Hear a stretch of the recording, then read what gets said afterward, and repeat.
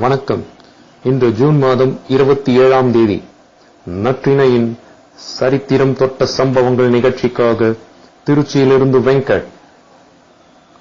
1896ஆம் ஆண்டு ஜப்பான் சன்ரிக் என்னும் இடத்தில் நிலநடுக்கம் மற்றும் ஆழி பேரலை காரணமாக 27,000 பேர் கொல்லப்பட்டனர். 1922 சாகித்ய அகாடமி விருது பெற்ற எழுத்தாளர் அகிலன் பிறந்தார். 1967ஆம் ஆண்டு உலகின் முதலாவது ATM லண்டன் என்ஃபீல்டில் அமைக்கப்பட்டது. 1970 தந்தை பெரியாருக்கு யுனெஸ்கோ விருது வழங்கப்பட்டது. 1974ஆம் ஆண்டு இந்தியாவிற்கு சொந்தமான கச்சத்தீவை இலங்கைக்கு இந்திய அரசு கொடுத்தது. நன்றி, வணக்கம்.